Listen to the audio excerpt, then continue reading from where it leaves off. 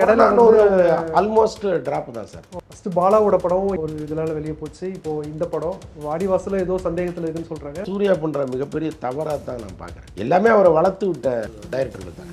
நியாயமா ஒரு கதையே கேட்கக்கூடாது. நீங்க வாங்க மேடம் எப்போ வேணாலும் டேட்டு கேளுங்கன்னு சொல்லிட்டு போகணும். சிவகார்த்தியனுக்கு கதை சொல்லியிருக்கிறதால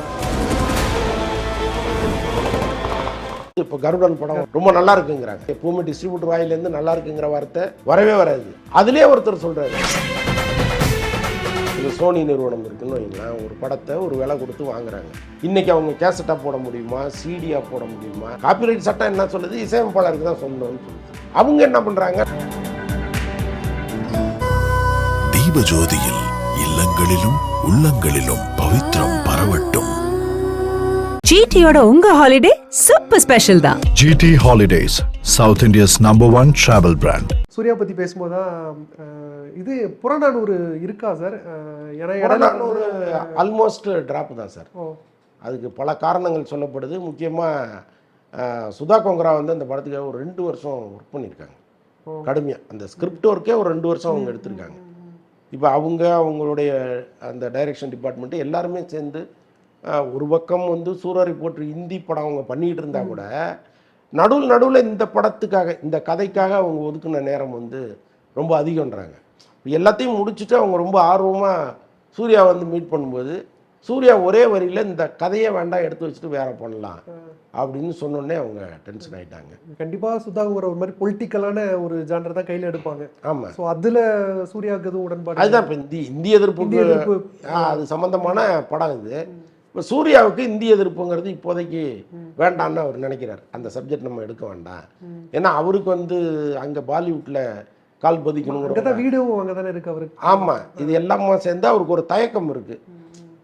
அதில் வந்து அவர் சில கருத்துக்கள் எல்லாம் சொல்ல அது சுதா கோங்கராவுக்கு பிடிக்காம அவங்களுக்குள்ள ஒரு மிகப்பெரிய விரிசல் விழுந்துருச்சுங்கிறாங்க. ஸோ அதனால் அது ஆல்மோஸ்ட் ட்ராப் தான் சார்.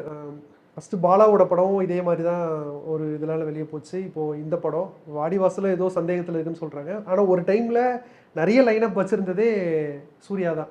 இப்போ பார்த்தா அவரோட லைனப்புன்னு பார்த்தாலே ஒன்றும் இல்லைங்கிற மாதிரி தான் தோணுதுல. அதுதான் சூர்யா பண்ணுற மிகப்பெரிய தவறாக தான் நான் பார்க்குறேன். ஏன்னா எல்லாமே அவரை வளர்த்து விட்ட ஹீரோ டைரக்டர்கள் தானே.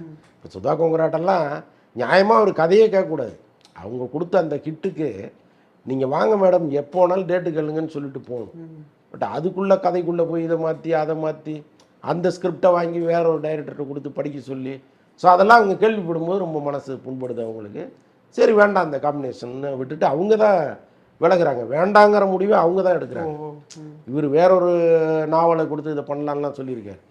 இல்லைங்க வேண்டான்ட்டு தான் அவங்க தான் முதல்ல வெளியேறாங்க. ஸோ அப்படி ஒரு நெருக்கடியை கொடுத்துட்டாங்க. அந்த கதையில் யார் சார் நடிக்க வாய்ப்பு இருக்குது? அந்த மாதிரி எதுவும் அது இப்போதைக்கு அதை பண்ண போகிறதில்ல அவங்க. அதுக்கப்புறம் வந்து வேற படம் வேற ஒரு ஜானருக்கு போகிறாங்க. அவங்களுக்கு சம்மந்தம் இல்லாத ஒரு ஜானர் அதுக்கு போகிறாங்க. நடுவில் சிவகார்த்தியனுக்கு கதை சொல்லியிருக்கிறதால அதான் சிவகார்த்திகேயனுக்கு சொல்லியிருக்காங்க.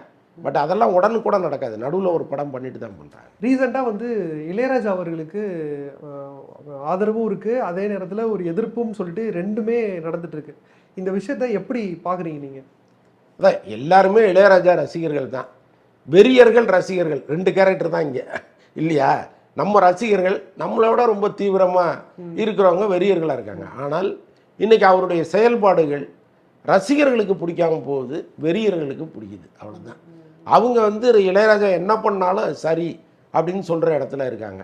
பட் இவங்க வந்து கொஞ்சம் யோசித்து பார்க்குறாங்க, என்னடா இது இவர் போய் இப்படி பண்ணலாமா? இவ்வளோ பெரிய லெஜண்ட் அவர் போய் இன்னைக்கு காசுக்காக போய் சண்டை போட்டுக்கிட்டு இருக்கலாமா அப்படிங்கிற கேள்விகள்லாம். ஆனால் அவங்க முறையாக பர்மிஷன் வாங்கி இதுக்குள்ள ஒரு பெரிய காம்ப்ளிகேஷன் இருக்குங்க. இது என்னென்னா ஆடியோ நிறுவனங்களுக்கு ரைட்ஸை கொடுக்குறாங்க. இந்த ஆடியோ நிறுவனங்கள் படங்களுக்கு பயன்படுத்திக்கலாங்கிற ரைட்ஸை கொடுத்துட்றாங்க. அப்போ அவங்களுக்கும் இவங்களுக்கும் இருக்கிற அக்ரிமெண்ட்டு செல்லாதுன்னு இளையராஜா சொல்கிறார். நீ ராயல்ட்டி எங்கிட்ட தான் வாங்கணும், அவர் யார் கொடுக்கறதுக்குன்னு இவர் கேட்குறாரு. பட் ஆடியோ நிறுவனம் என்ன பண்ணுது, நான் ஒரு தொகையை கொடுத்துட்டு தானே வாங்கியிருக்கேன், எனக்கு தானே அது உரிமை அப்படின்னு அவங்க கேட்குறாங்க. இதுதான் இப்போ கோர்ட்டில் போயிட்டுருக்கு, வழக்காக போயிட்டுருக்கு. இன்னும் தீர்ப்பு வரல. தீர்ப்பு வந்த பிறகு தான் இளையராஜா செய்கிறது சரியா அல்லது ஆடியோ நிறுவனங்கள் செய்கிறது சரியா அப்படிங்கிற இடத்துக்கு ஒரு சிக்கலான ஒரு விஷயம் தானா உண்மையாகவே? இல்லை மற்ற டைரக்டர்ஸ்க்கும் இது இருக்குதா? இல்லைண்ணா, மற்ற இசையமைப்பாளர்கள் எல்லாருமே ஐபிஆர்எஸ்னு ஒரு அமைப்பில் இருக்காங்க. ஓகே. இந்த அமைப்பு என்னன்னா தனக்கு கீழே ஒரு பெரிய நெட்வொர்க் மாதிரி வச்சுருக்காங்க. எங்கெல்லாம் இவங்க இந்த சம்மந்தப்பட்ட இசையமைப்பாளர்களுடைய பாடல்கள் ஒளிபரப்பாகுதோ அதை அவங்க கரெக்டாக ஸ்க்ரூட்டனைஸ் பண்ணி அது அந்த ராயல்ட்டியை வாங்கி கமிஷன் எடுத்துக்கிட்டு உங்களுக்கு கொடுத்துட்றாங்க. ஓகே. இது எவ்வரி மந்த்து உங்களுக்கு போயிட்டே இருக்கும் வீட்டுக்கு. ஆனால் இளையராஜா என்ன பண்ணுறாரு, அந்த அமைப்புலேருந்து வெளியேறிடுறாரு. அதுக்கு ஒரு பெரிய பிரச்சனை ஒன்று காரணமாக இருக்குது, வெளியேறிடுறாரு.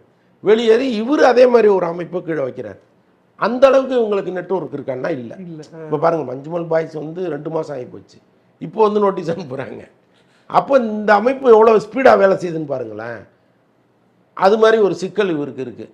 அப்போ இவர் வந்து நேரடியாக சண்டை போட வேண்டிய இடத்துக்கு வந்துடுறாரு. இப்போ அவங்க சண்டை போட வேண்டிய அவசியம் இல்லை, அதுக்காக ஒரு நிறுவனம் செய்யுது. ஆனால் இவர் நேரடியாக இவரே சண்டை போட வேண்டியதாக இருக்குது. அதுதான் வெளியே தெரியுது, அதுதான் வெளியில் தெரியுது. இதே இதை ஏஆர் ரஹ்மான் பண்ணியிருந்தாலும் தெரிஞ்சிருக்கும் தான், ஆனால் அவங்க வேற ஒரு அமைப்பில் இருக்கிறதுனால தெரியல. அவ்வளோதான். அது ஏதோ ஒரு கம்பெனி அனுப்பின மாதிரி தான் அங்கே ப்ரெசென்ட் ஆகும்.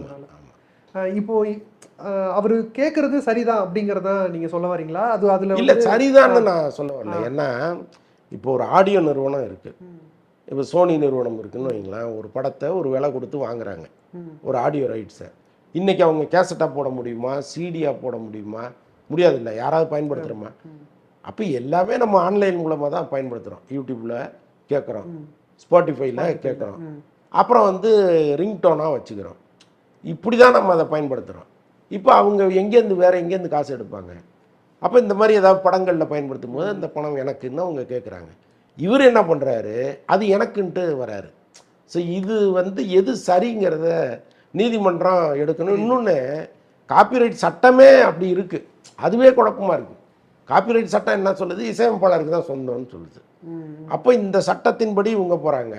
அவங்க என்ன பண்ணுறாங்க, நாங்கள் ஒரு அக்ரிமெண்ட் போட்டு வாங்கியிருக்கோம், நாங்கள் அதன்படி போகிறோங்கிறாங்க. ஆக மொத்தம் இதில் ஒரு பெரிய குழப்பம் நிலவுது. சமீபத்தில் வந்து சூரிய ஒரு நேர்காணலில் வந்து சிவகார்த்தியின் முன்னாடி ஒரு கதை சொல்லியிருந்தாரு, இப்போ நான் ரெடி நடிக்கிறதுக்கு அப்படின்னு ஒன்று சொல்லியிருந்தாரு. அப்படி ஒரு சம்பவம் பாசிபிளா நடக்குமா? அந்த மாதிரி எதுவும் பஸ் போயிட்டு இருக்கா? யார், சிவகார்த்திகேயனுக்கு சூரி கதை சொன்னாரா? சூரிக்கு வந்து சிவகார்த்திகேயன் கதை சொன்னாரு. சரி, அந்த கதை வந்து சூரிக்கு பிடிச்சிருக்கு, அன்னை நீங்க பண்ணணும்னு சொன்னாருன்னு சொல்லிட்டு ஒரு செய்தியை வந்து சூரி சொன்னாரு. சூரி வந்து இப்ப நான் ரெடியா இருக்கேன் நடிக்கிறதுக்கு, ஹீரோவா நடிக்கிறதுக்கு, சிவகார்த்திகேயன் டைரக்ட் பண்ணா நான் நடிக்கிறேன் அப்படிங்கிற மாதிரி அவர் சொல்லியிருந்தார். சிவகார்த்திகேயன் டைரக்ட் பண்ணா? ஆமா, அது நல்லா தான் இருக்கும். ஆனா நம்ம சூரிய வந்து வீக்கா நினைக்க முடியாது. இன்னைக்கு வந்து மிக முக்கியமான இயக்குநர்களோடு ட்ராவல் பண்ண ஆரம்பிச்சிட்டார் அவர். இப்போ பார்த்தீங்கன்னா ராம் படம் ஒன்று பண்ணியிருக்கிறாரு, அப்புறம் கொட்டுக்காளியெல்லாம் ஒரு மிகப்பெரிய வரவேற்பு, விடுதலையில் அவ்வளோ பெரிய பேர் அவருக்கு. ஸோ இப்போது அடுத்தடுத்து இப்போ கருடன் படம் வந்து ரொம்ப நல்லா இருக்குங்கிறாங்க. நான் டிஸ்ட்ரிபியூட்டர் வட்டாரத்திலேயே பேசும்போது எப்போவுமே டிஸ்ட்ரிபியூட்டர் வாயிலேருந்து நல்லா இருக்குங்கிற வார்த்தை வரவே வராது. அதுலேயே ஒருத்தர் சொல்கிறாரு, சார் நான் படம் பார்த்தேன் நல்லா இருக்குது சார் அப்படிங்கிறாரு. ஸோ அந்த அளவுக்கு வந்து இவர் கதையை கரெக்டாக செலக்ட் பண்ணுறாரு. அதை தாண்டி டைரக்டர்கள் வந்து சூரியை விரும்புகிறாங்க. ஏதோ ஒரு காரணத்தினால சூரியை நம்ம மேலே கொண்டு வரணுங்கிற எண்ணம் அவங்களுக்கு இருக்குது. அதுக்கு ஒரு காரணம் வந்து இங்கே ஹீரோக்கள் பஞ்சம்ங்கிறது ஒரு காரணமாக இருக்கும். ஏன்னா ஒரு புது ஹீரோவை நம்ம கொண்டு வந்தோம்னா அது இண்டஸ்ட்ரிக்கு நல்லதுன்னு நினச்சி கொண்டு வரலாம். இன்னொன்று வந்து சூரி மாதிரி ரொம்ப எளிமையான ஒரு குடும்பத்திலேருந்து வந்தவரை கொண்டு வரும்பொழுது ஆட்டோமேட்டிக்காக எல்லாருக்குமே அந்த ஆர்வம், ஒரு தன்னை அறியாமல் அவர் மீது ஒரு அன்பு, இதெல்லாம் வருது. அவரும் ஷூட்டிங் ஸ்பாட்டில் நடந்துக்கிற விதம், இது எல்லாமே சேர்ந்து சூரிக்கு அடுத்தடுத்து நல்ல படங்களாகவே வந்துட்டு இருக்கு. ஒருவேளை நாளைக்கு இந்த கருடன் படம் மிகப்பெரிய ஹிட்டு அப்படின்னு வந்ததுன்னு வைங்களேன், ஏன் சிவகார்த்திகேயன் பண்ண மாட்டார்? ஸோ அதுக்கெல்லாம் வாய்ப்புகள் இருக்குது. சினிமாவில் எதுக்குமே வாய்ப்பு இல்லைன்னே கிடையாது, எல்லாத்துக்கும் இருக்குது. தீபஜோதியில் இல்லங்களிலும் உள்ளங்களிலும் பவித்ரம் பரவட்டும். Girls trip, family trip, adventure trip, honeymoon trip, ஜிடியோட உங்க ஹாலிடே சூப்பர் ஸ்பெஷல் தான். GT Holidays, South India's #1 travel brand.